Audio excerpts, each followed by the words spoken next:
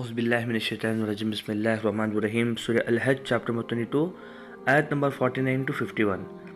کہو کہ اے لوگوں میں تمہارے لیے ایک کھلا ہوا ڈرانے والا ہوں، بس جو لوگ ایمان لائے اور اچھے کام کیے ان کے لیے مغفرت ہے اور عزت کی روزی، اور جو لوگ ہماری آیتوں کو نیچا دکھانے کے لیے دوڑے وہی دوزخ والے ہیں۔ اللہ سبحانہ و تعالیٰ اس قرآن کی آیت میں پیغمبر کا بھی جو کام ہے وہ کلیئر طریقے سے بتا دیا۔ انہوں نے کہا کہ اے لوگوں میں تمہارے لیے کھلا ہوا ڈرانے والا ہوں۔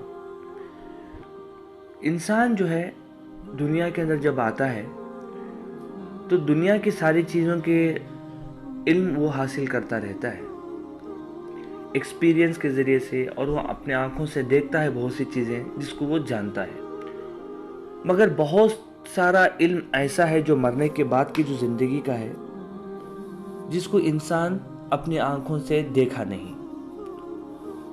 تو وہ سارے جو میسیجز ہیں مرنے کے بعد کی جو زندگی کے، وہ پیغمبر ہمیں دنیا میں بتا دیتے ہیں، وہ ڈرا دیتے ہیں کہ اگر تم غلط کام کرو گے تو ظاہر سی بات ہے کہ جو ہے جہنم میں جانے والے ہو، اور اس کے بعد جو بھی مرحلے پیش آئیں گے وہ پیغمبر کی زبانی اللہ سبحانہ و تعالیٰ ہم کو سنا دیتا ہے۔ اب وہ پیغمبر کی بات مان کے کچھ لوگ ایسے ہوتے ہیں کہ ان پہ یقین لاتے ہیں جن کو ایمان والے کہتے ہیں، تو اللہ ایسے لوگوں کے لیے کہتا ہے کہ بس جو ایمان لے آئے اور اچھے کام کیے ان کے لیے مغفرت ہے اور عزت کی روزی ہے۔ اب پیغمبر جو کہتا ہے ان کی بات کو سمجھ کے جو بھی شخص ایمان لاتا ہے، یقین کرتا ہے، تو اللہ سبحانہ و تعالیٰ ان کے لیے مرنے کے بعد کی جو زندگی ہے اس کے اندر مغفرت فرما دے گا۔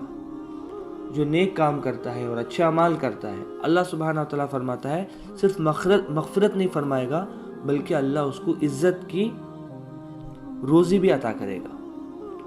اور اللہ دوسرے قسم کے لوگوں کے بارے میں بھی فرماتا ہے کہ جو لوگ ہماری آیتوں کو نیچا دکھانے کے لیے دوڑے وہی دوزخ والے ہیں۔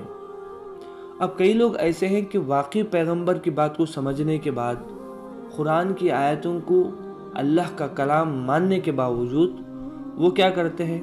تکبر، گھمنڈ، غرور کی وجہ سے اللہ کی آیتوں کو نیچا دکھانے کی کوشش کرتے ہیں، اور جس کی وجہ سے اللہ سبحانہ و تعالیٰ کیا کرتا ہے؟ ہمیشہ وہ لوگوں کو دوزخ میں ڈال دیتا ہے۔